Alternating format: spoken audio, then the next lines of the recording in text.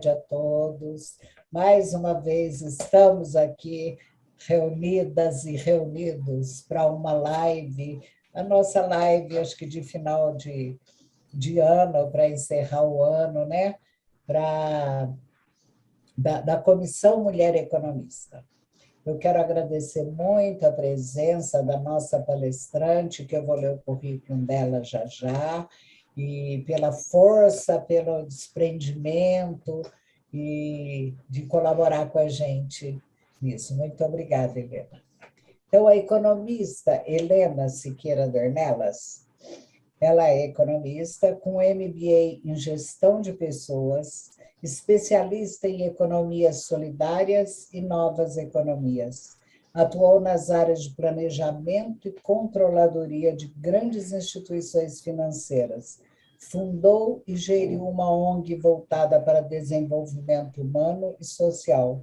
Lecionou economia, atuou como consultora na formação de cooperativas de crédito e de trabalho.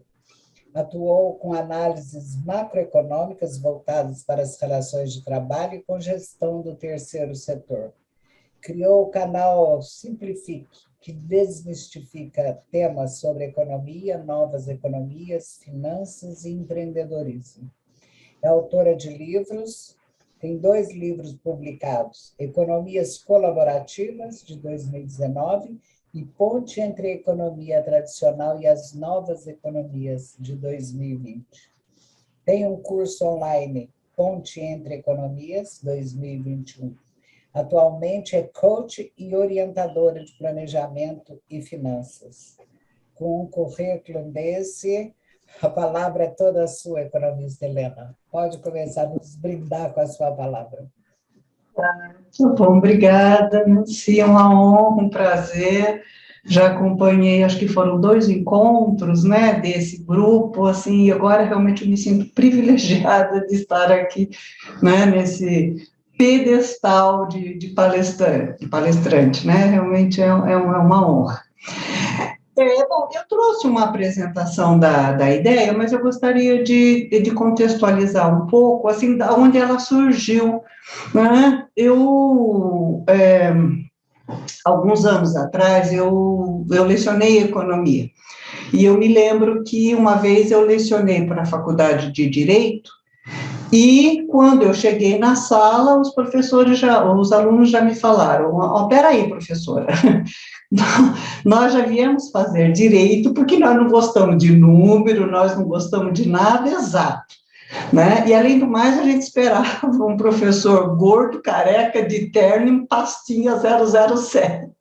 Não, gente, eu não esperava você, né? Então, eu expliquei que não, que a economia é uma ciência humana, né, que analisa comportamentos, né, que analisa, então, essa questão de prioridade de processo produtivo, enfim, né, mas no momento em que eu tracei lá os eixos do X e do Y para explicar um ponto de equilíbrio entre oferta e demanda, eles quase me puseram para fora. Não, você falou que não teria nada exato aqui, não é?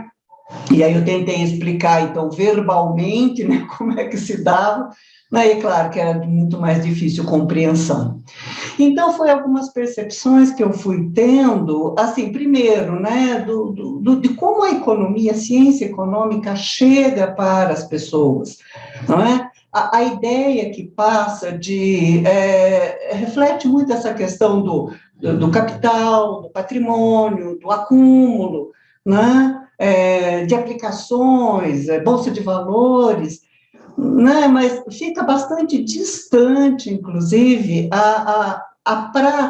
o conhecimento do funcionamento e quanto isso nos afeta, né? Porque se parte do pressuposto que é um assunto técnico, é para especialistas. Então, eu fiquei pensando, como é que a gente pode sensibilizar as pessoas para que elas se interessem um pouco mais pela ciência econômica, não é? E aí eu pensei, bom, então talvez através de uma contação de histórias, olha que legal, né? Então, eu acho que a gente pode criar um personagem que vai para uma ilha distante, que tem lá, então, uma economia primária, Enfim, né, e aí fica mais fácil explicar um pouco como se dá esse funcionamento. Só que se ele for por uma única ilha, ele não vai entender depois a relação entre, né, outras ilhas ou outros países. Então, ao invés de ele ir por uma ilha, é legal ele ir para um arquipélago, não é? Que tenha, então, lá as relações econômicas e políticas entre elas. Né? E aí me ocorreu as viagens de Gulliver, né? Que é aquele náufrago que vai visitando várias ilhas, e cada ilha, então, ele encontra um tipo de pessoa, de cultura e de situação. Então, aí eu fiz uma analogia, também criei um personagem que também foi para um arquipélago, onde cada ilha tem uma modalidade de economia. Então, o que eu estou trazendo para vocês aqui é um pouco a proposta, o que eu pensei, né, desses conteúdos, e aí, no meio da apresentação, eu coloco ali também algumas reflexões, talvez umas provocações, para a gente depois conversar, enfim, né, e eventualmente debater, tá certo? Então, é isso, acho que a gente pode fazer esse combinado, e aí eu gostaria, então, de compartilhar a minha tela. Eu tentei fazer o mais resumido possível, até para depois sobrar tempo para para ter as nossas trocas. Eu imagino que a nossa live dure 1 hora, né, Nancy? 1 hora e pouco, né? E eu vou tentar, então, vamos ver se a gente consegue fazer nesse tempo. Bom, eu consigo compartilhar, né, a tela?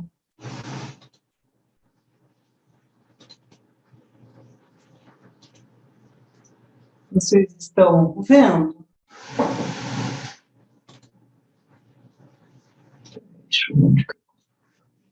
Sim, sim. Estão vendo, né? Ok, beleza. Vou deixar vocês aqui no cantinho, porque senão eu não enxergo a tela. Bom, então é isso, né? As Viagens de Gulliver é uma obra que, embora seja considerada uma obra infantil, juvenil, não é. Ela foi criada como uma crítica à situação da época, né? No século XVIII. Foi escrita em 1726 pelo Jonathan Swift, não é? Então, eu vou fazer um muito breve resumo da história, só depois para a gente poder contextualizar.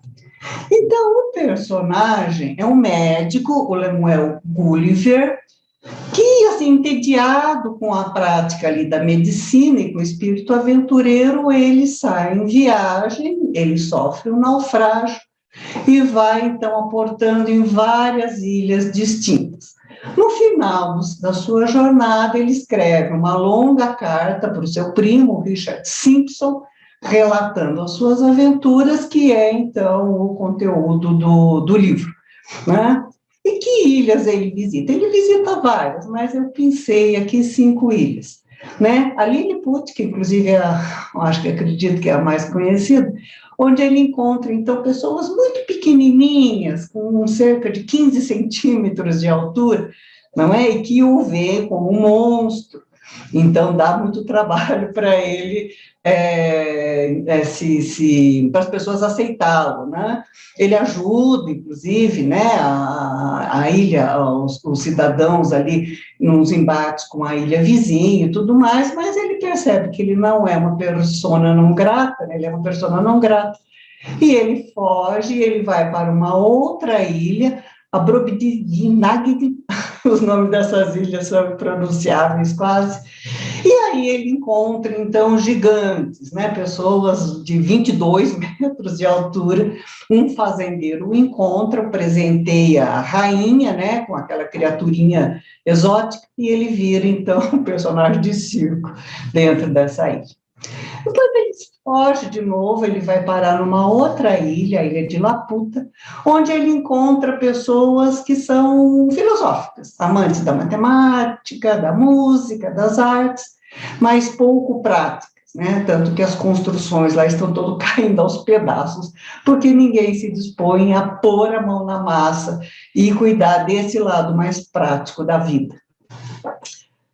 depois ele vai para uma outra ilha, né, Glubidrib, onde as pessoas vivem no passado. Elas entram em contato com esses espíritos magnânimos do passado e vivem, então, trocando ideias com esses espíritos.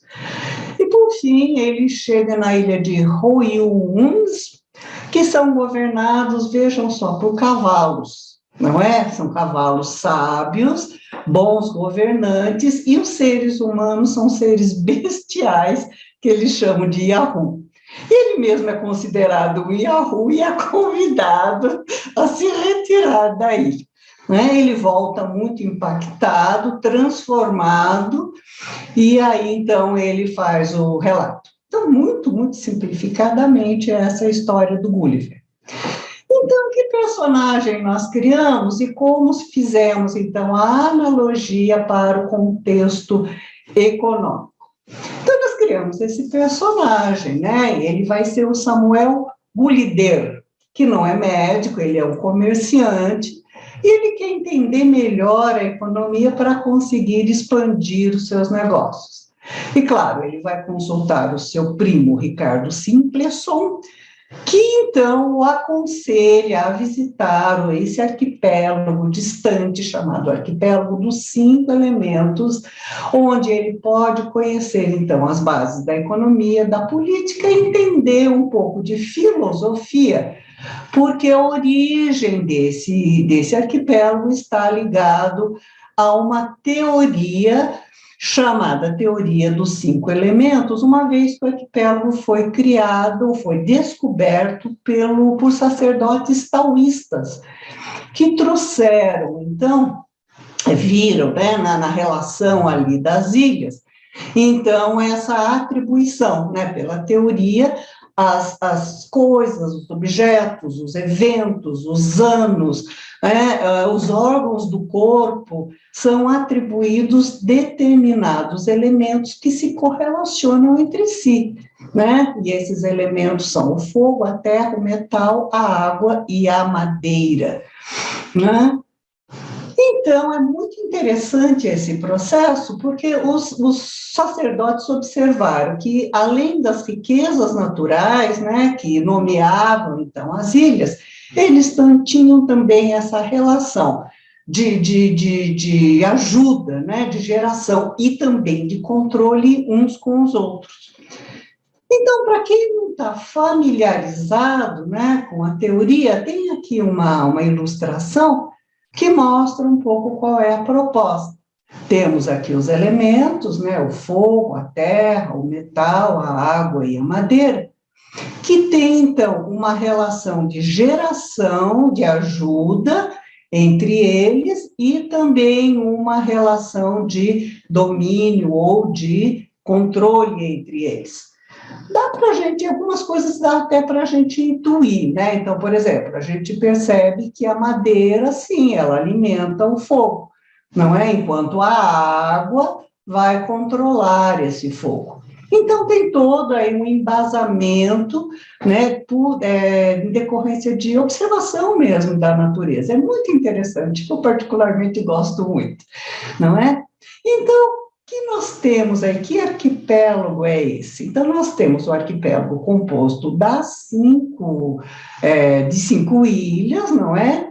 Nomeados pelos seus produtos, suas riquezas naturais, mas também com alusão aos elementos. Então, nós temos as raízes de fogo, nós temos a banana de terra, nós temos a minério de metal, nós temos a coco de água, e nós temos a castanha de madeira, que tem uma relação de ajuda mútua e parcerias, mas também tem lá os seus aperreios, tem lá também as suas relações de conflito. Tá certo? Bom, então ele parte em viagem e ele vai começar pela ilha Coco de Água. Então ele chega, ele é recebido pelo Coco-chefe, que chama lá o seu ministro da Economia, o Robinson Crusoe.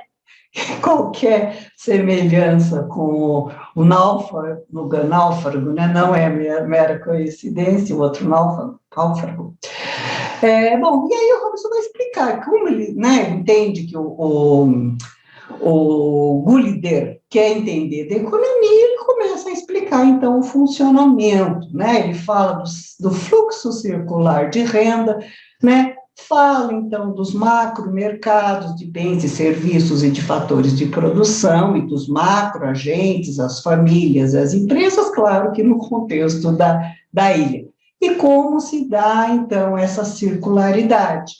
Conta um pouquinho também, né, dos macroindicadores que eles têm na ilha, que corresponde ao nosso PIB, ao nosso IDH, ao nosso FIB. Fala um pouco de mercado, de funcionamento, preços, ponto de equilíbrio, e também fala das políticas macroeconômicas, né, a política monetária, a política fiscal e a política cambial.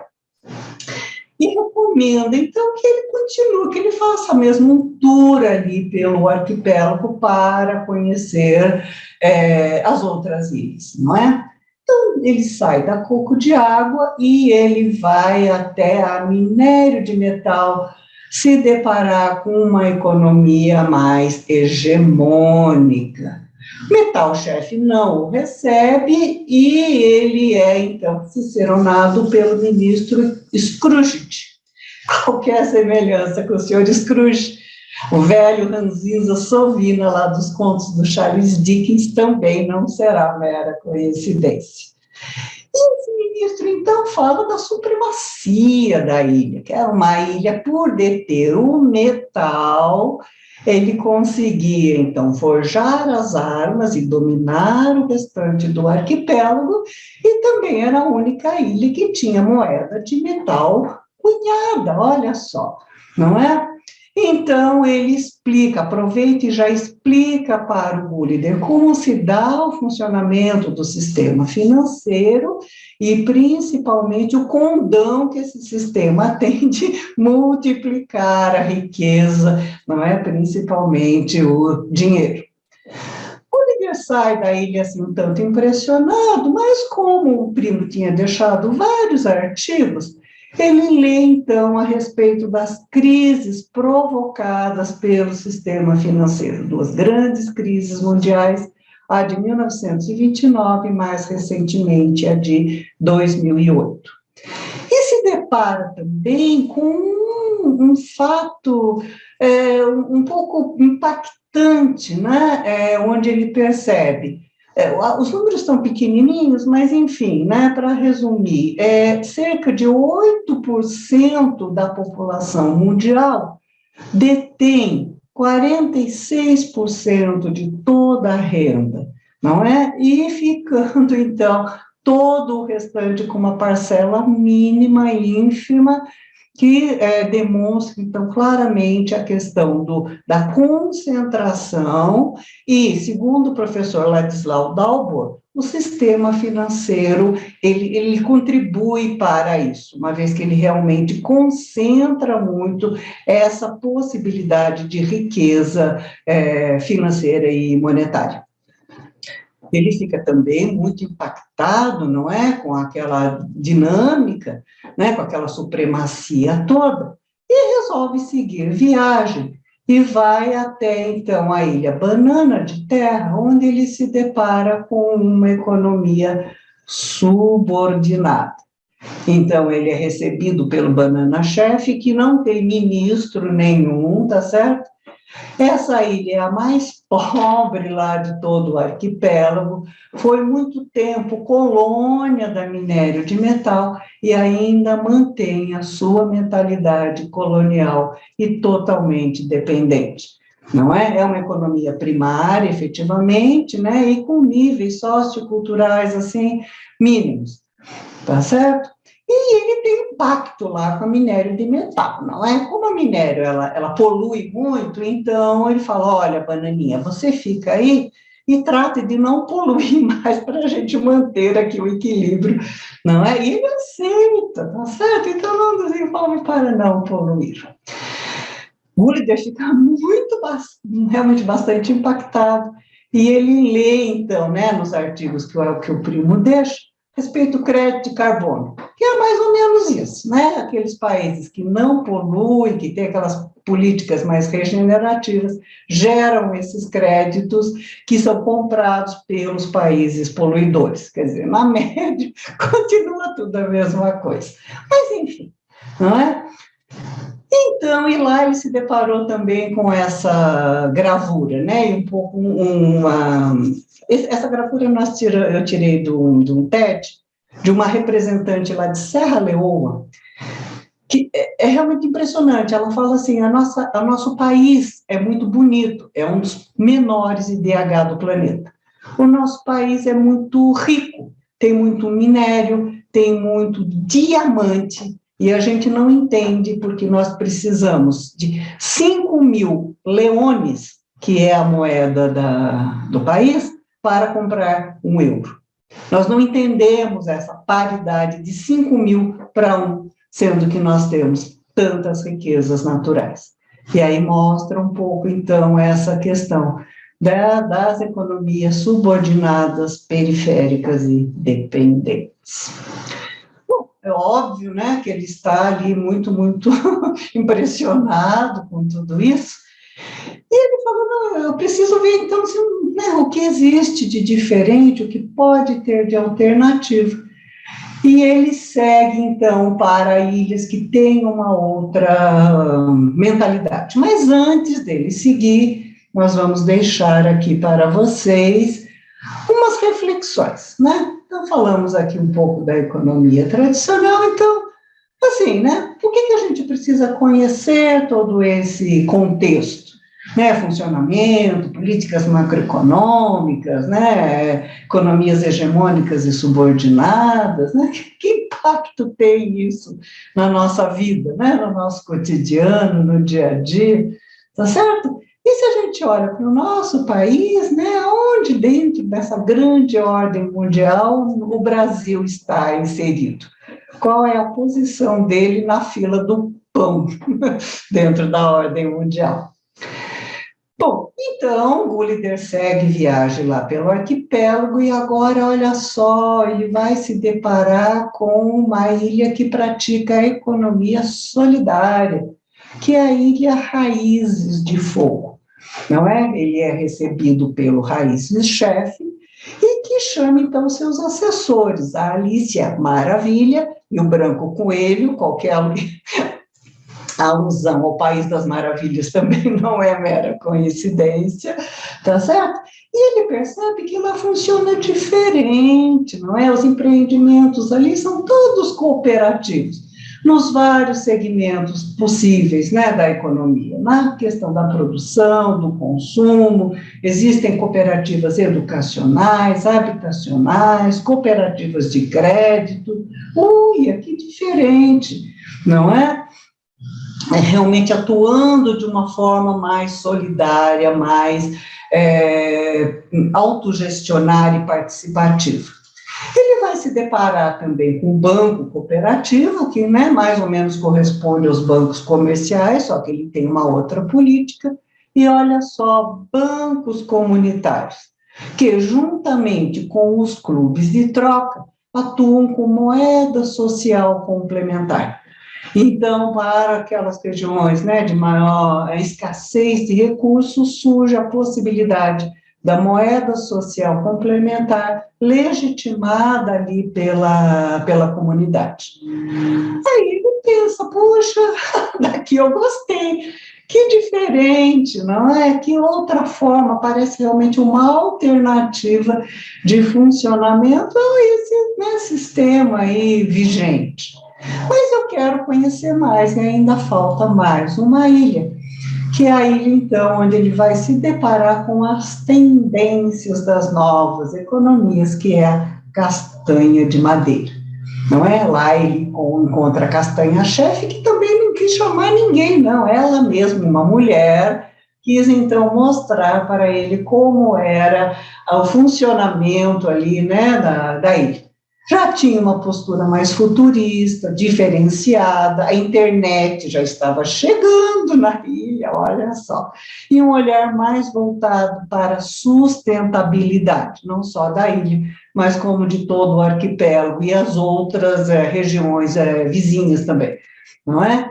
Então, olha que interessante, ela se baseava na sociedade em rede, na tecnologia que já estava chegando, e também nos recursos intangíveis, que a gente tem uma dificuldade de mensurar, mas que são fundamentais e diferenciadores, não é? Que eram os conhecimentos, as expertises, as redes de relacionamento que já iam se formando.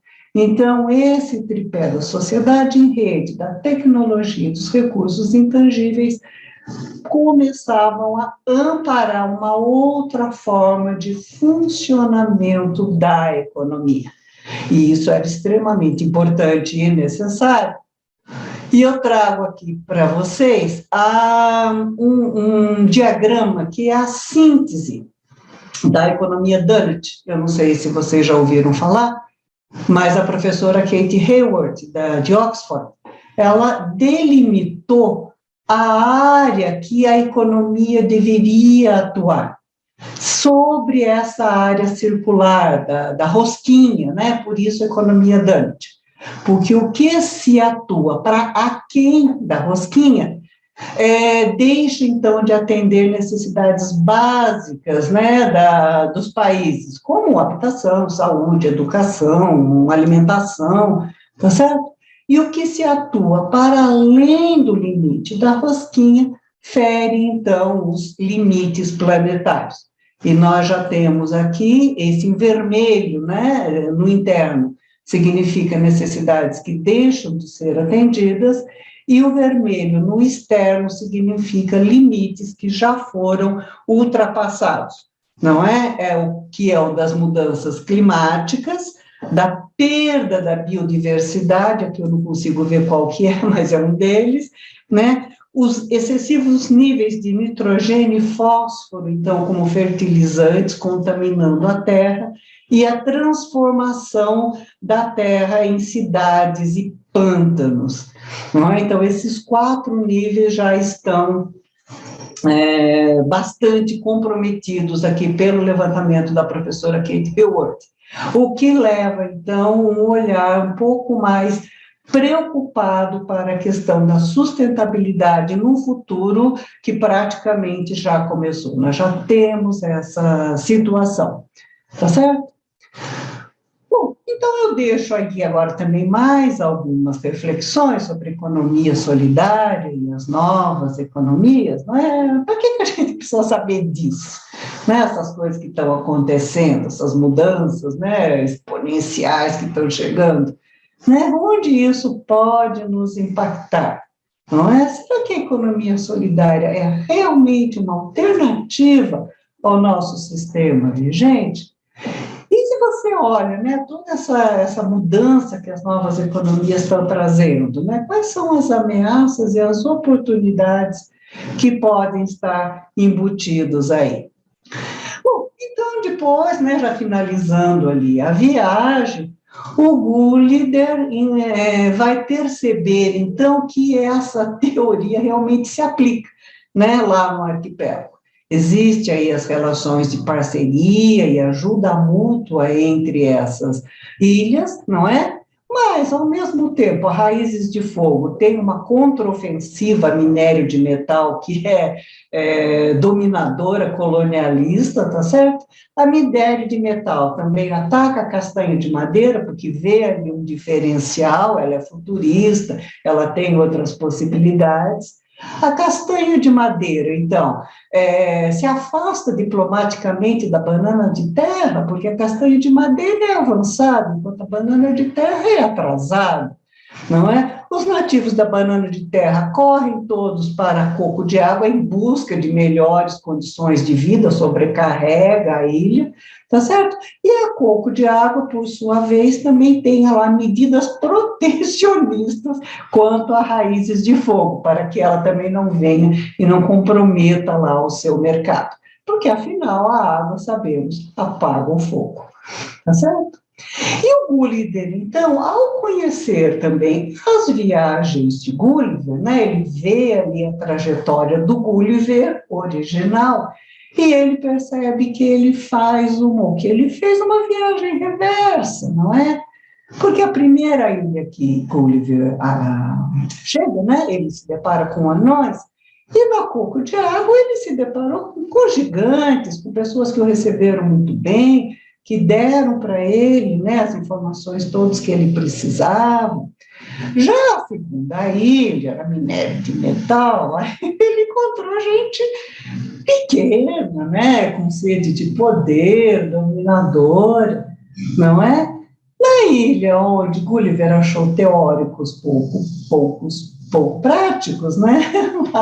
A terceira ilha ele encontrou gente muito mal na massa, mas sem nenhuma teoria, sem nenhuma cultura, até pela pobreza da ilha, tá certo? Na ilha onde ele encontrou pessoas com visões do passado, não é? Na Castanha de Madeira, ele vai encontrar gente com visões de futuro, a ilha futurista.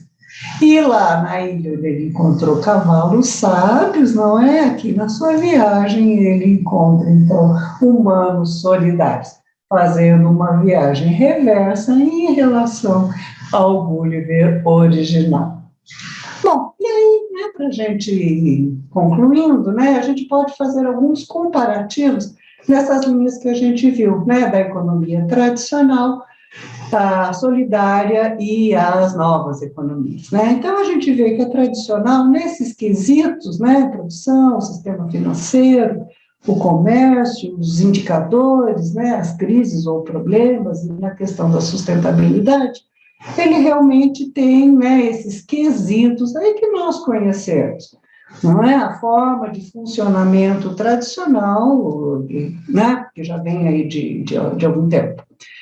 A solidária, né, por exemplo, na questão de produção, então, ela se escoa bem através de cooperativos, o sistema financeiro através de bancos cooperativos e comunitários, né? O comércio já é possível também através de trocas, indicadores, né, eu atribuí o IDH e o FIB, né, que abarcam também questões sociais.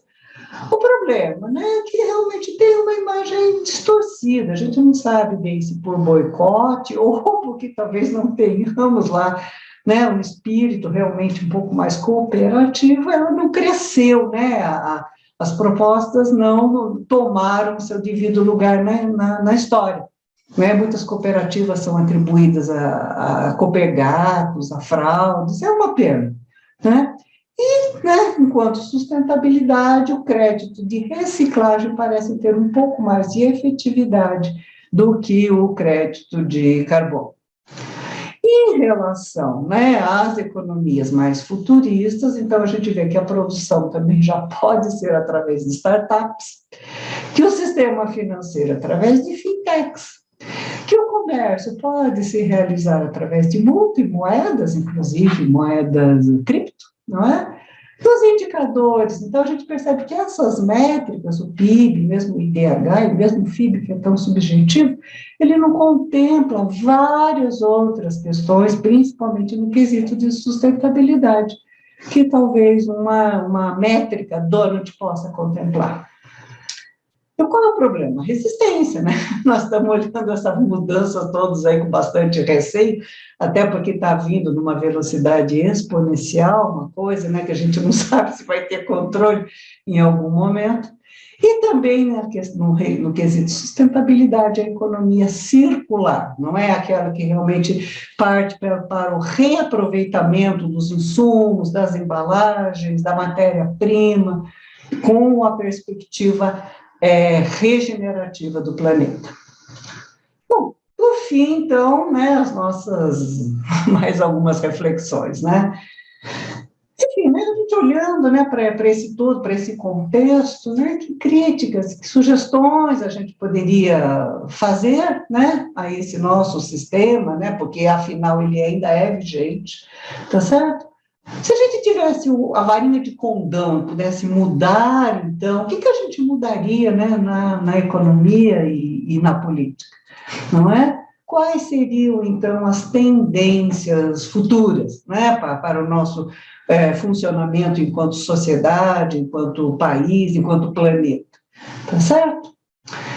Bom, a minha experiência exposição é basicamente essa. Esses conteúdos podem ser encontrados no site, né, no meu site, a Rede Sol Social. Eu tenho lá um artigo, As Viagens de Gulliver na Economia, eu divido, então, eu faço essa divisão, e tenho também pequenos vídeos, né, explicando, então, cada uma dessas modalidades. Isso foi baseado no livro, como eu falei, tá certo? Que também depois desembocou num curso online, a ponte entre a economia tradicional e as novas economias. E aqui, então, estão os meus contatos todos, né? O endereço do site, as redes sociais, onde eu estou inserido, está no Linktree, né? É fácil, tem um único endereço. Põe tudo lá, não é? E aí fica fácil de me achar. É isso, eu vou parar de compartilhar, eu espero ter sido clara aí na exposição, confesso que eu reduzi bastante, espero não tenha ficado, né, alguma coisa importante de fora, mas eu acho que é importante a gente abrir agora para um debate, né, para a gente conversar, enfim, e trocar a respeito. É isso. Você está mutada, Nancy? Eu agradeço, por enquanto, a sua explanação, foi muito bom. Aqui no chat nós já temos perguntas. Eu vou ler já para você, ou você está lendo aí, ó. O que acha da chamada economia de Francisco? Esforços do Papa Francisco para melhorar as condições de vida da população mundial. E a segunda pergunta, também da doutora Marilene, o Brasil é qual ilha na sua análise?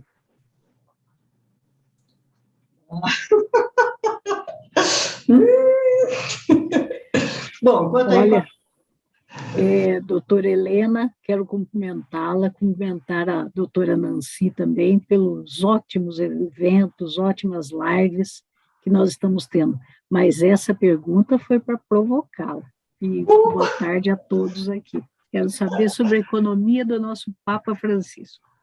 Oi, Marilene. Muito obrigada. Não, muito pertinente. Sim, né? Eu penso que essa iniciativa dele realmente foi para chamar a atenção, considerando, né, a relevância, né, da pessoa dele, para essa nossa questão da sustentabilidade, principalmente da concentração, né? Assim, a meu ver, se eu pudesse, né, se eu tivesse aquela varinha de condão, né, para mudar alguma coisa, eu tocaria nesse ponto da concentração de renda, de riqueza e de oportunidades, não é? Porque, assim, a gente percebe ao analisar, né, principalmente os índices macroeconômicos, que não é que não exista riqueza. Riqueza existe, e muita, não é? A questão é que está extremamente concentrada, e esses que concentram é que tomam as decisões. E, obviamente, tomam as decisões em seu próprio interesse, não é? E aí a gente vê, então, esse quadro, né, de desolação mesmo, não é? De injustiça social, principalmente, a meu ver, né? Então, eu vejo que tanto a economia de Francisco, como a economia Donut, né, também eu mencionei, eu recomendo, né, pelo menos que a gente dê uma passeada por ali para entender um pouco esse alerta que a professora faz a respeito de vários níveis de insuficiência no atendimento das necessidades básicas, né, das populações aí de vários países, como dessa extrapolação do nosso teto ambiental, né? Isso daí está ficando problemático, crasso, né? Principalmente a questão de alteração climática, nós percebemos isso, né? Até por conta dos incêndios, enchentes, enfim, né? E é alguma coisa sobre o qual nós não teremos nenhum controle se isso realmente se desencadear. Então, eu penso que o Francisco também esteja vindo, né, nessa pegada, né? Então, gente, vamos levantar uma bandeira vermelha, não é? Que nós precisamos mudar um pouco aí o nosso rumo.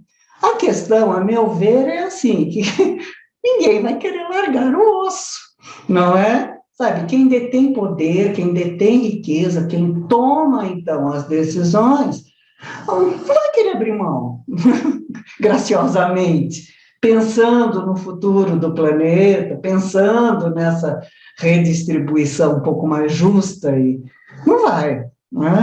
Não vai.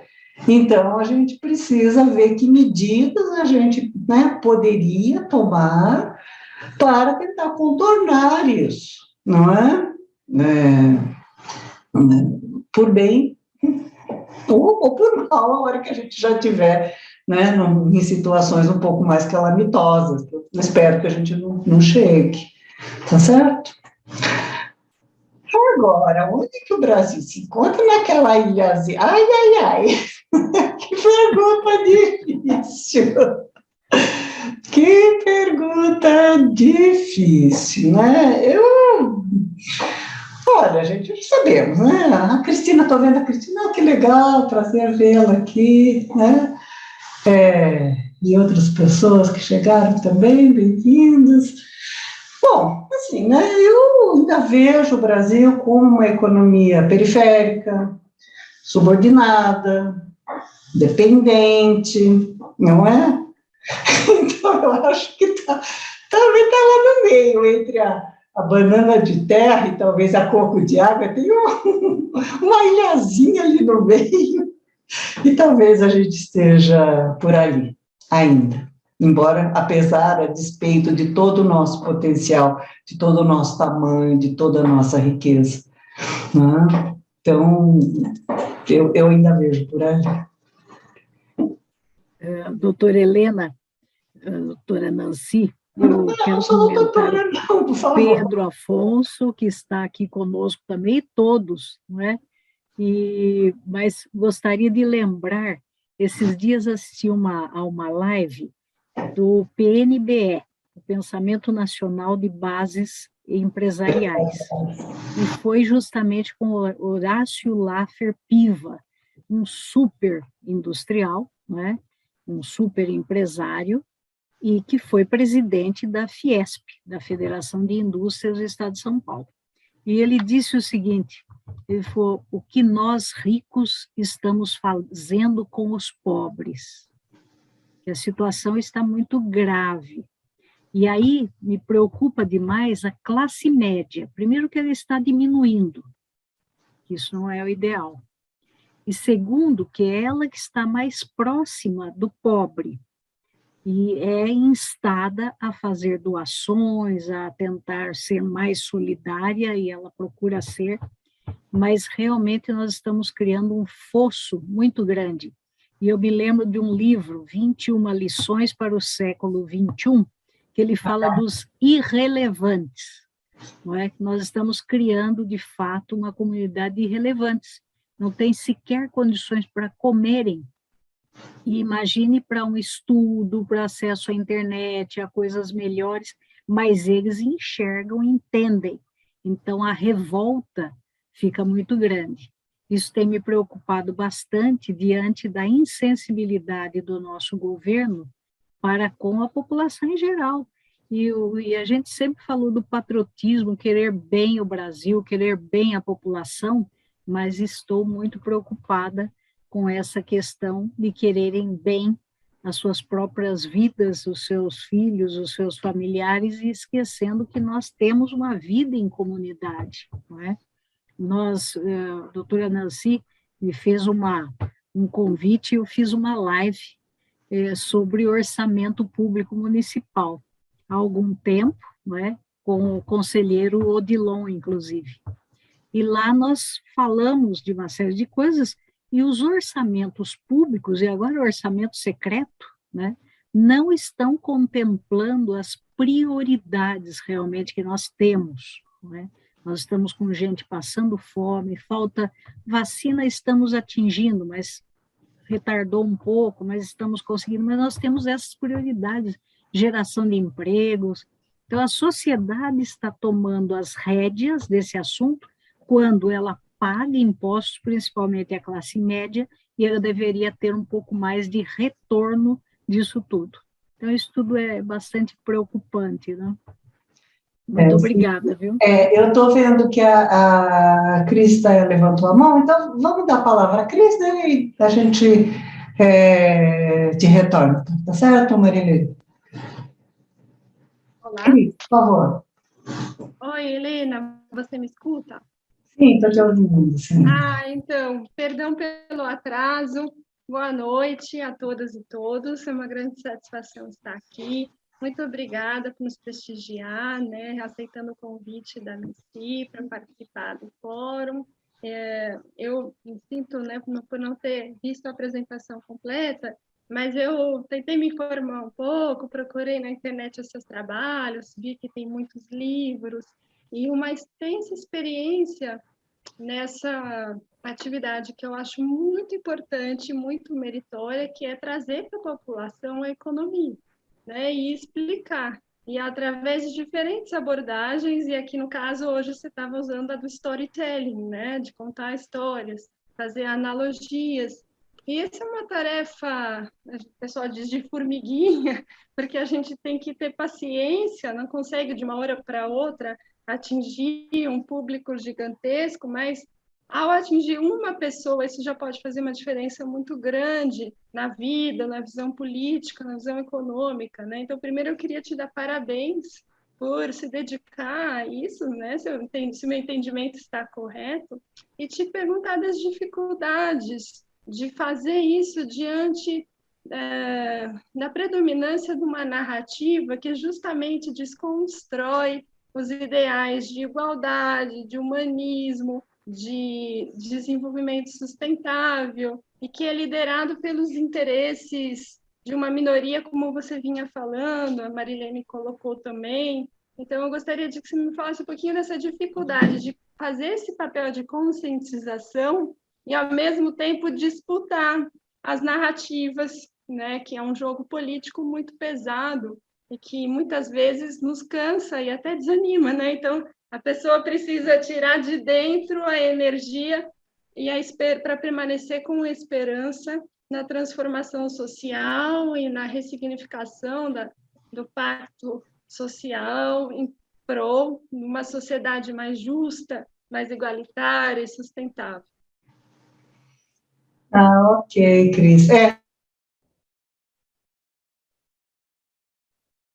As pessoas não se interessam por conhecer, não é, o contexto sociopolítico econômico que a gente conhece, né? Pegam na economia, então, aquela coisa, poxa, mas você vai falar disso? Então, fala assim, como é que eu trabalho pouco, como é que eu ganho muito, como é que eu pago as minhas dívidas, como é que eu faço uma mobilidade financeira, não é? Então, realmente não tem, a minha intenção realmente é se despertar. Porque, assim, a gente vive num contexto e nós tomamos decisões, consciente ou inconscientemente, dentro desse contexto. Tudo, né? A carreira que a gente escolhe, o local onde a gente vai morar, o local onde a gente passa as férias, né? Eu lembro que na fundação onde eu trabalhei, tinha um senhor que ele falava assim, eu almoço dentro do meu vale-refeição. Vale-refeição, na época, acho que era uns 18 reais, né? Eu falei, gente, já era um senhor, ele saía, ele comia um lanche todo dia, porque o vale-refeição era só 18 reais. Sabe, totalmente alheio à decisão que ele estava tomando em cima daquela coisa que era eminentemente financeira e que poderia estar prejudicando a saúde, né? Então, como nós tomamos essas decisões, consciente ou inconscientemente? As escolhas, a gente sai, sei lá, as compras que a gente faz, o gosto que a gente desenvolve, tem muito do econômico impregnado, né, nas nossas ações, nas nossas decisões. E a professora Kate Hayward, ela fala que nós somos como peixes totalmente alheios a essa realidade, a esse contexto onde nós estamos inseridos. Então, se a gente perguntar para o peixe, né, como é que é viver na água, ele vai perguntar para você o que é água. Ele não sabe. né? Sabe? E aí ele vai, assim, nadar contra a corrente, porque ele não se dá conta, ele vai abocanhar iscas apetitosas que aparecem na frente, porque não se dá conta, percebe?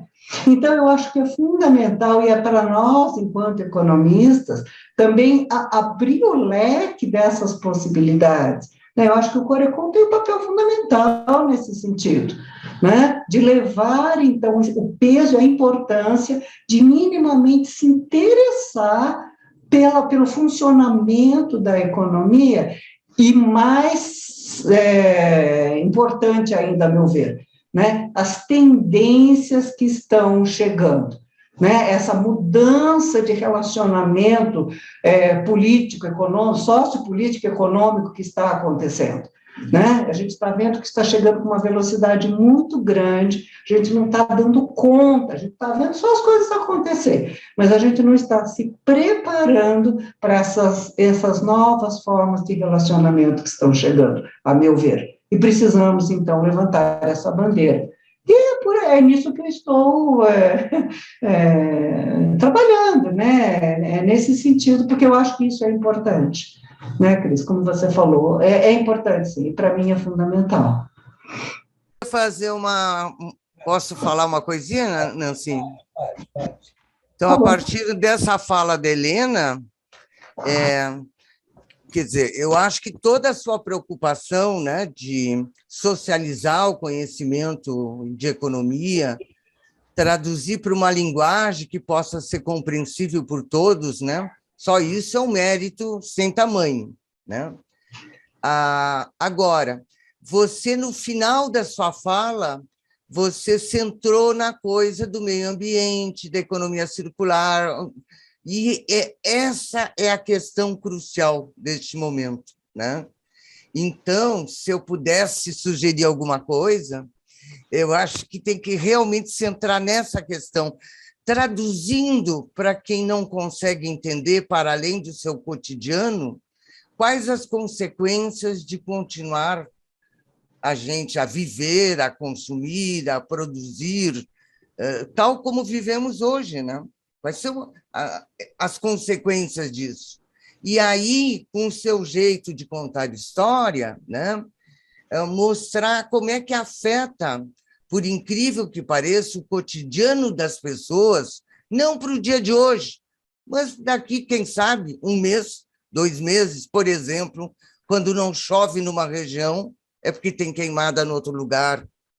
As pessoas, para além da nossa turma, vamos dizer, para além das pessoas preocupadas, né, com isso, realmente não fazem as ligações.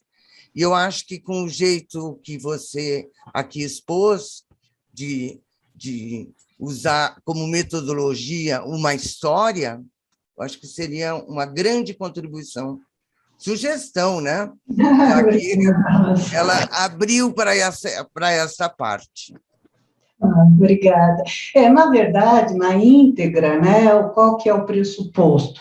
Que você precisa conhecer o passado para entender o seu presente e poder, então, redirecionar o seu futuro. Né? Então, no livro mesmo, eu entro nessa questão, como é que nós chegamos onde nós estamos, né, nesse nosso sistema econômico, esse nosso no sistema capitalista, né? Então, como isso aconteceu, como nós chegamos aqui, o que nós estamos fazendo e como está funcionando agora, não é? Qual é a alternativa, quais são as alternativas, e aí eu abro o leque aí para a economia solidária, porque eu acredito muito nessa proposta, eu lamento imensamente que ela realmente não tomou, né, o pedaço da economia que lhe é de direito, porque para mim, né, é mesmo uma alternativa ao sistema capitalista, mercantilista vigente que nós vivemos. O professor Paul Singer, que foi um dos precursores, né, da economia solidária no Brasil, ele falava isso, né? Ele falava, não, eu não quero ir contra o sistema, não, né? Eu quero apenas um espaço alternativo onde a gente possa ter um outro tipo de relacionamento econômico, não é? Maravilhoso, eu tive o privilégio de ser aluna dele, é uma pessoa fantástica, não é? Então, como foi no passado, como funciona hoje, abrindo, então, alternativas possíveis através da economia solidária e já de olho lá na frente, o que nós estamos fazendo hoje e aonde nós iremos desembocar, se assim continuarmos, né? A professora Kate, ela fala, né? Nós temos essa política de crescimento contínuo e constante, que vem desde a década de 60, né, de crescer 5% ao ano, todos os anos, indefinidamente. Então, ela fala como se fosse um avião que decola e não desce nunca mais, né? Vai subindo, subindo, subindo, sabe? Não tem modelo econômico, não tem estrutura planetária que suporte isso. Nada na natureza funciona assim, nada, né? Tudo cresce, tem o seu ápice, depois tem o declínio, morre, se transforma em outra coisa, né? Então, é uma política míope, diria cega, não é? Desse modelo, então, de extração, transformação, produção, consumo e descarte, que, além de tudo, ainda polui terrivelmente aí o nosso planeta, mas que é absolutamente insustentável, né? Então, assim, eu acho que é legal ter essa trajetória, mas você tem toda a razão, Rosa, sabe? O foco, o olhar, a lente tem que estar voltada mesmo para essas projeções futuras e esses desdobramentos perversos, né? Porque, como eu falei, né, já extrapolamos 4 níveis, nós estamos atuando muito além do que o planeta suporta, né? Vai esperar extrapolar todos os níveis possíveis até a vida ser impraticável, né? Não vamos esperar chegar nessa situação, né? Mas, Helena, Falar? Posso falar, Nancy? pode. Oi, Pedro. Eu estou aqui já há um tempão aqui, mas ninguém me escuta, só porque eu sou homem nesse mundo Não, de senhor. comissão de mulheres aí. Brincadeira, brincadeira, é só para vocês se alegrarem um pouco. Eu sei que vocês não me discriminam, não. Na verdade, eu queria parabenizar a Helena, não apenas pela apresentação, mas pela ideia.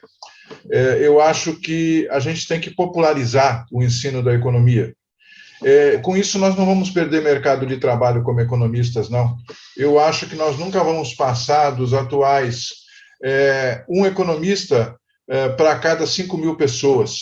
Talvez passemos a um economista para cada 4.000, 3.000, que já está um número bom, né? Já tem serviço para o economista tranquilamente, mas nós precisamos criar essa cultura. E você fazendo isso com um livro que já era uma crítica social na época dele, né? Já foi feito como uma crítica social lá no século, acho que 17, 18, né? Alguma coisa assim, 18. Então, a gente pega melhor ainda, porque é um dos grandes problemas. Eu não sou da academia, eu não sou professor universitário, né?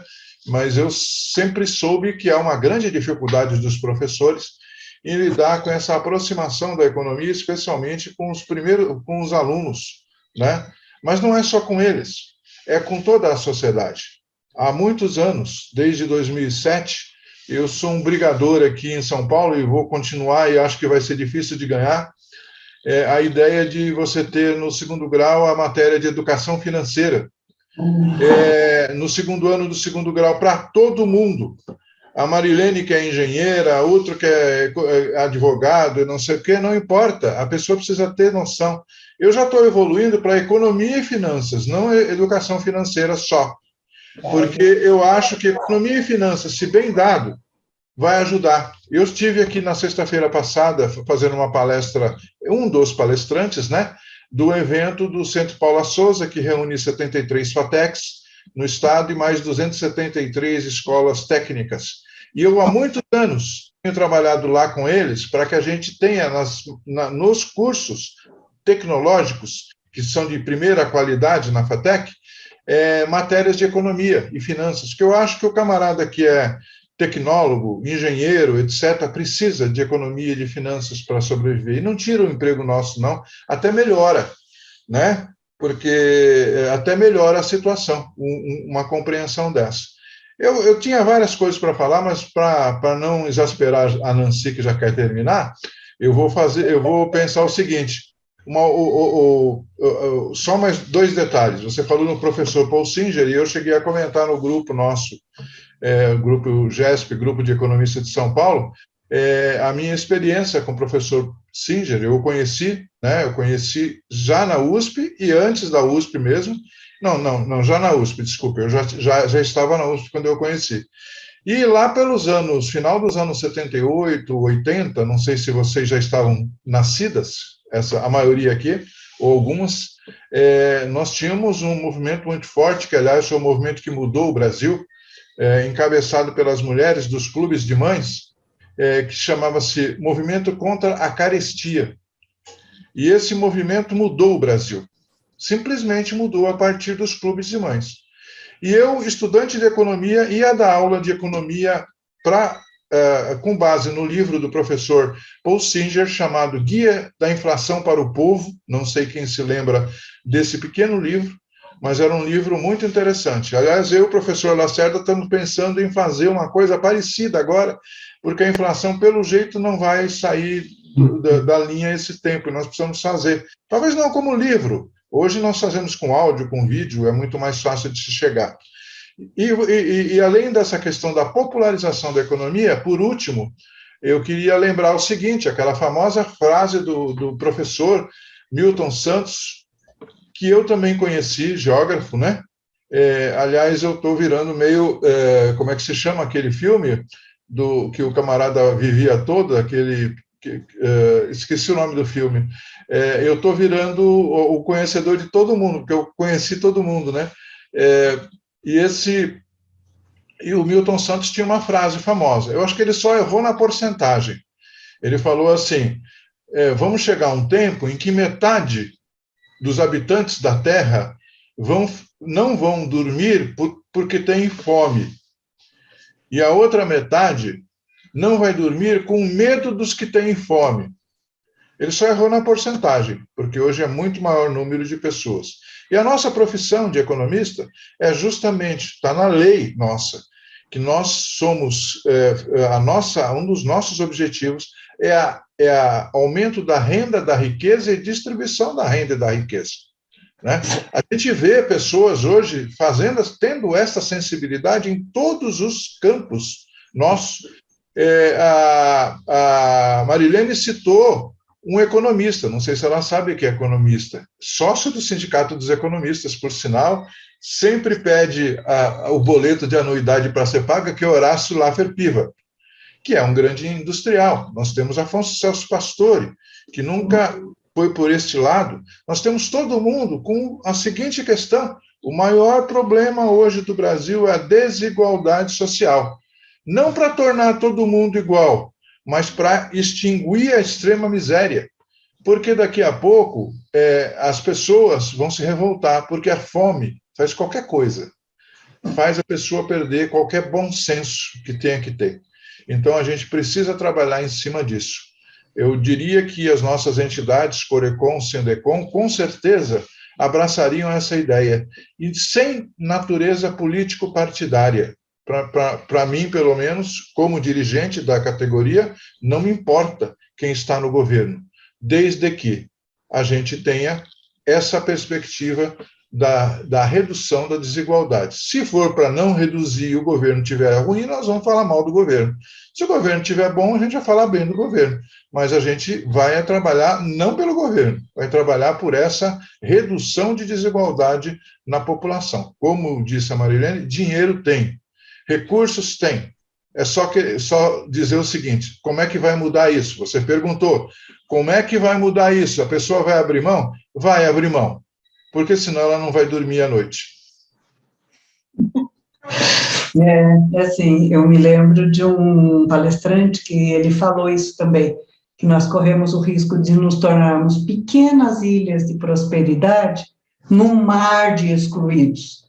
Não é? E isso não é bom, nem para eles excluídos, muito menos para as pequenas ilhas, porque vão estar ameaçados aí o tempo todo.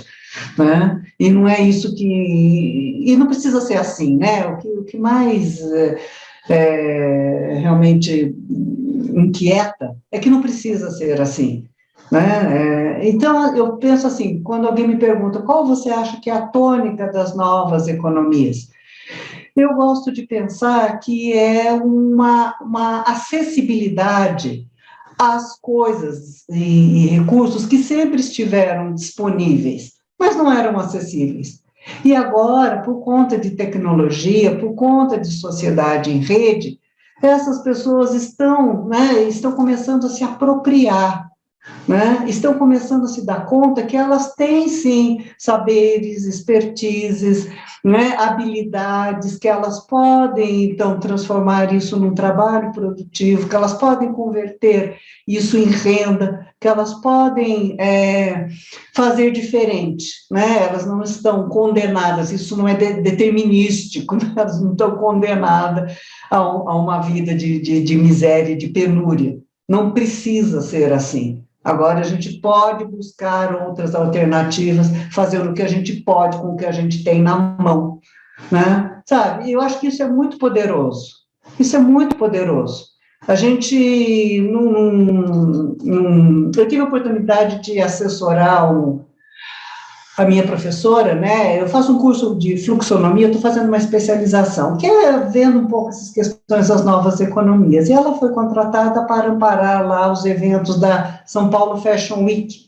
Eu até fiquei meio assim, falei, gente, vai falar de moda, né? Parecia uma coisa superficial, mas não era, não.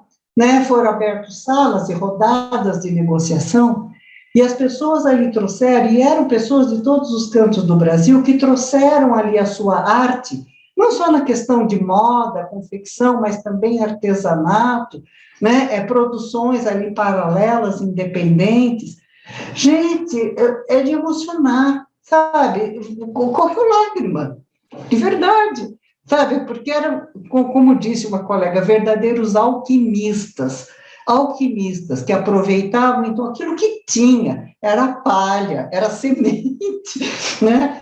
Para fazer as suas confecções, para fazer os seus artesanatos. Olha, eu falo e até me arrepio, né? Estampas belíssimas, coisas ultra criativas. Sabe, eu fiquei assim, pasma, né? E aí buscando investidores, apoiadores, então, para suas iniciativas.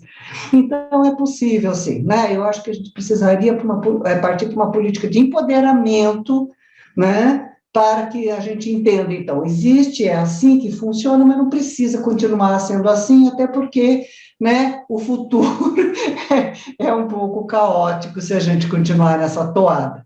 Então, dá para a gente mudar o rumo da conversa, sim, senhor, né? E dá para a gente, então, tornar disponível, né, tornar acessível aquilo que já está disponível. Nós temos muita informação, a gente tem muitas possibilidades, nós, como povo brasileiro, somos muito criativos, né?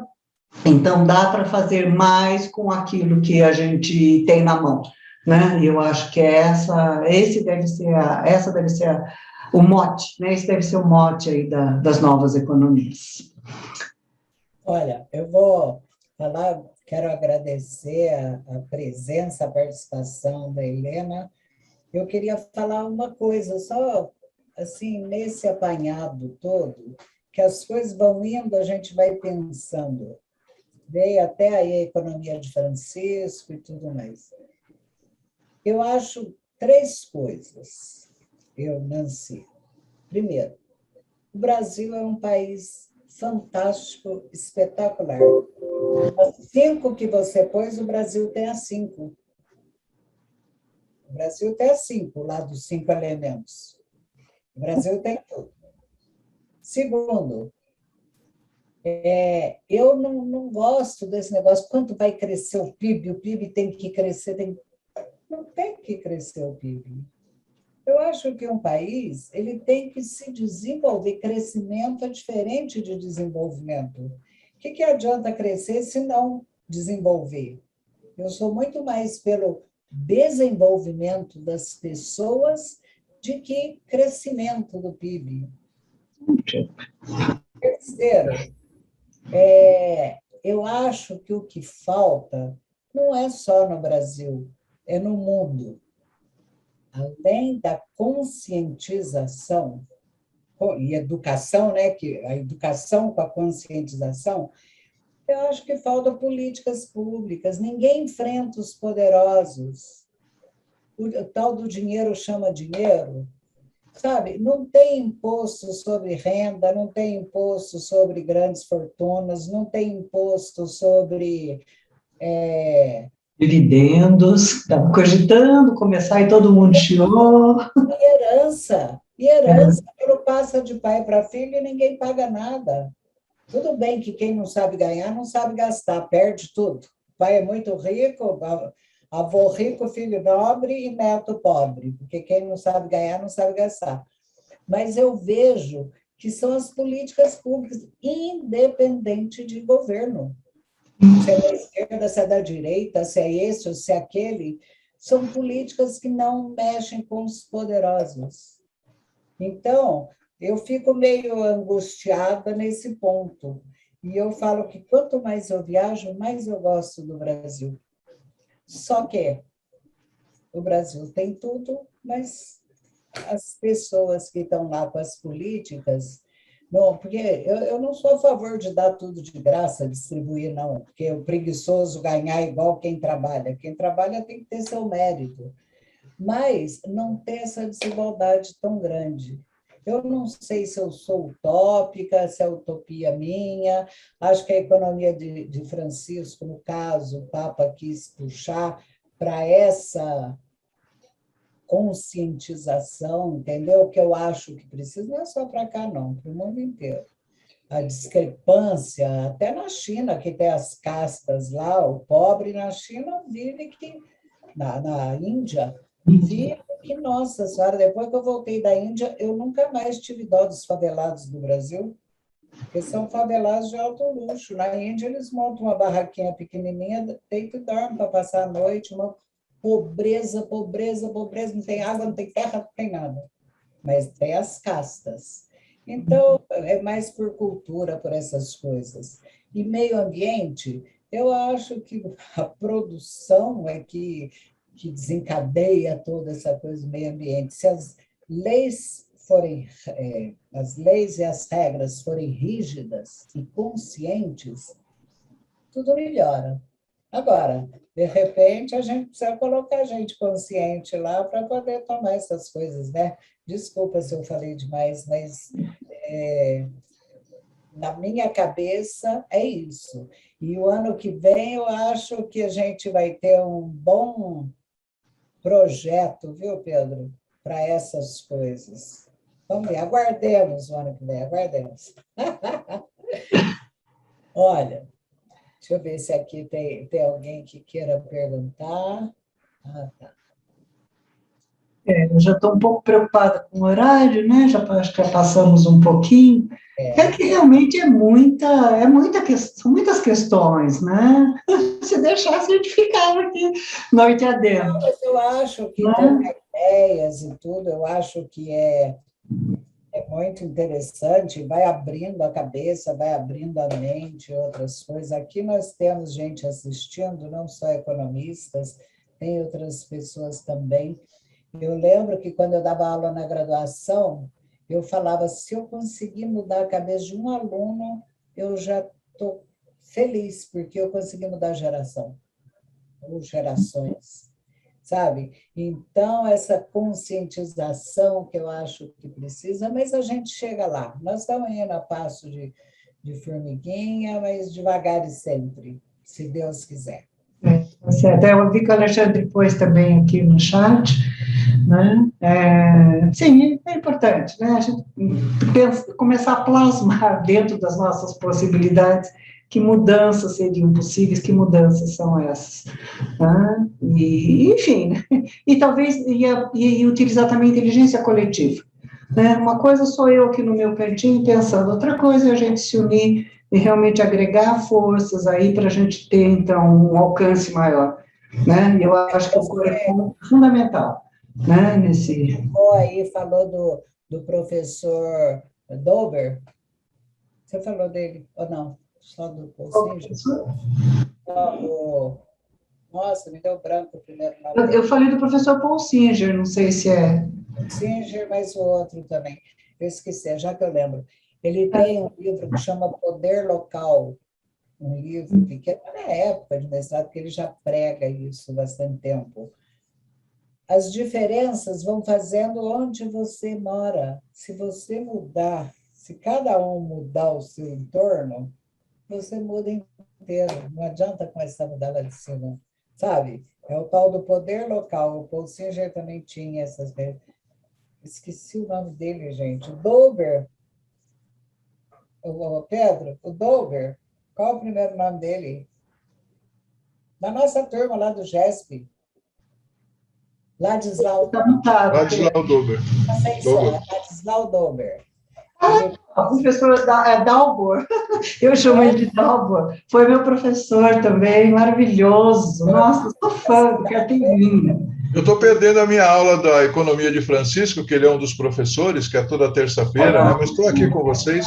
Depois eu mando os vídeos para vocês, tá? Desse enorme, que está muito bom. A Nancy depois pode pôr lá no nosso grupo. Sim, professor é fantástico, Ladislau Dober. Aquele gráfico que eu trouxe, né, da concentração, é do livro dele, né, A Era do Capital Improdutivo, onde ele faz uma crítica ferrenha. O que nós somos com o capital improdutivo. Mas, pois é, essa coisa fantástica. Polêmica, muito grande. Mas, olha, Cristina, muito obrigada, viu? Por você participar, a Rosa, que já saiu, a Eliana, agora eu já não sei mais quem mais, todas que participaram, a Silvia, a Maria Luísa, a Maria Tereza. Eu acho muito interessante essa última live nossa do ano, e eu ia fazer até da Helena junto com uma outra pessoa, mas depois eu achei que sozinha ficaria melhor, que a gente podia trocar ideias mais e tudo, e fiquei muito feliz. O ano que vem é o ano que vem. Meu mandato termina esse ano, não sei nem se eu falo mandato, o que é, encerra agora. Vamos aguardar para o ano que vem como será. Mas que estejamos sempre juntas para os debates, para as conversas, para as coisas, que é sempre muito bom. Muito obrigada, viu, Helena? Muito obrigada a vocês todos que participaram. Tá bom? Também agradeço a todos a presença, o prestígio, as perguntas, as provocações.